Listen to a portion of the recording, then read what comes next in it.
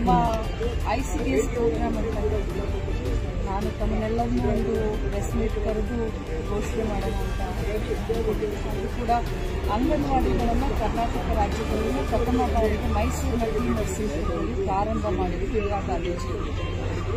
ಎಲ್ಲ ಮಕ್ಕಳಿಗೆ, ಬಡವರ ಮಕ್ಕಳಿಗೆ ಪೌಷ್ಟಿಕಾಂಶ ಹೋಗಬೇಕು ಅನ್ನೋ 50 ವರ್ಷ ಆಯಿತು.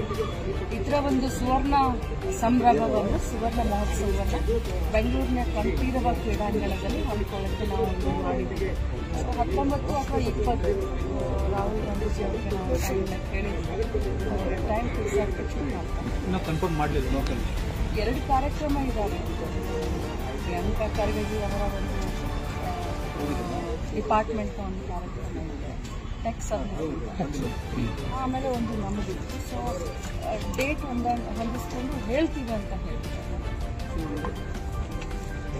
ಬೇರೆ ಈಗ ಸಚಿವ ಸಂಪುಟದ ಕೇಳಿ ಬರ್ತಾ ಇದೆ, ಈ ಸಂದರ್ಭದಲ್ಲಿ ಅದನ್ನೇನು ಪಕ್ಷ ತೀರ್ಮಾನ ಖಂಡಿತವಾಗಿ ನಾವು ಬೆಳಗಾವಿಯಲ್ಲಿ ಕಬ್ಬು ಬೆಳೆಗಾರ ತೀವ್ರವಾದಂಥ ಹೋರಾಟ ಮಾಡ್ತಾ ಇದ್ದಾರೆ. 3,500 ರೂಪಾಯಿ ದರ ಫಿಕ್ಸ್ ಮಾಡಬೇಕು ಅನ್ನೋ 3-4 ಜಿಲ್ಲೆಯಲ್ಲಿ ಹೋರಾಟ ಆಗ್ತಿದೆ.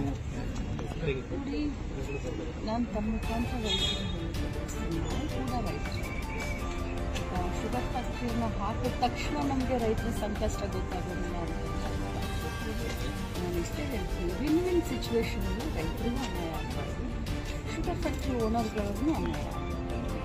ಇಬ್ಬರನ್ನೂ ಸೇರಿಸ್ಕೊಂಡು ಈಗಾಗಲೇ 2-3 ಸತಿ ನಾವು DC ಹೋಗ್ತೀವಿ, ಮಾತನಾಡಿದ್ದಾರೆ. ತಮಗೆಲ್ಲ ಗೊತ್ತಿದೆ, ನಾನು ಉಡುಪಿ ಜಿಲ್ಲಾ ಉಸ್ತುವಾರಿ, PDP ಮೀಟಿಂಗು, ಅದಾದಮೇಲೆ ಕನ್ನಡ ರಾಜ್ಯೋತ್ಸವ, ಅದಾದಮೇಲೆ ಈಗ 19 ತಯಾರಿ. ಸೊ ಅಲ್ಲಿ ನಿರಂತರವಾಗಿ ನನ್ನ ತಮ್ಮ ಮತ್ತು ಮಗ ಅವರ ಸಂಪರ್ಕದಲ್ಲಿದ್ದಾರೆ. ಜಿಲ್ಲಾ ಉಸ್ತುವಾರಿ ಸಚಿವರು ಮಾತನಾಡ್ತಿದ್ದಾರೆ. ಆದರೆ ಒಂದು ಮಾತಿನ ಹೇಳಬೇಕಾಗ್ತದೆ, ಯಾರಿಗೂ ಅನ್ಯಾಯ ಆಗುತ್ತೆ ರೈತರನ್ನ ಮತ್ತು ಶುಗರ್ ಫ್ಯಾಕ್ಟ್ರಿ ಓನರ್ಗಳನ್ನ ಒಳಗೊಂಡು ಮಾತುಕತೆ ಮಾಡೋದು ಅಂತ. ದರದ ಬಗ್ಗೆ ಅಂದ್ರೆ ಯಾಕೆ ರೀಚ್ ಏನಾದರೂ ಅದನ್ನು ಮಾತಾಡಕ್ಕೆ ಹೋದ್ರೆ ಅಥವಾ ಬೇರೆ ರೀತಿಯಾಗಿ ರೈತರ ಭಾವನೆಗೆ ಧಕ್ಕೆ ಆಗಬಾರ್ದು ಅನ್ನೋ ಇಂಟೆನ್ಷನ್ ಇರೋದ್ರಿಂದ ಈ ಸಂದರ್ಭದಲ್ಲಿ ನಾನು ಏನು ಮಾತನಾಡ್ತೀನಿ.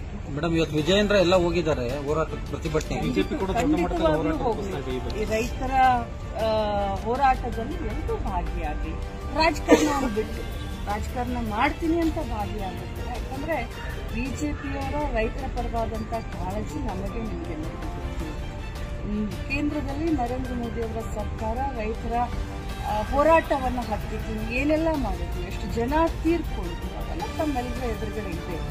ಕರ್ನಾಟಕ ರಾಜ್ಯದಲ್ಲಿ ಬಿಜೆಪಿಯವರು ವಿಜೇಂದ್ರ ಅಣ್ಣನವರು ಅಲ್ಲಿ ಹೋಗಿದ್ದಾರಂತಂದ್ರೆ ರೈತರ ಪರವಾದಂಥ ನಿಜವಾದ ಕಾಳಜಿ ಇದು, ರಾಜಕಾರಣ ಬೇಡ ಅಂತ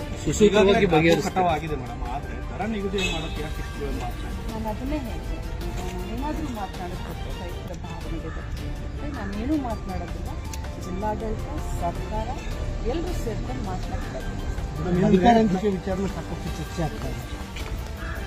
ಅಧಿಕಾರ ಹಂಚಿಕೆ ನಾನೇನು ಮಾತಾಡ್ತೇನೆ,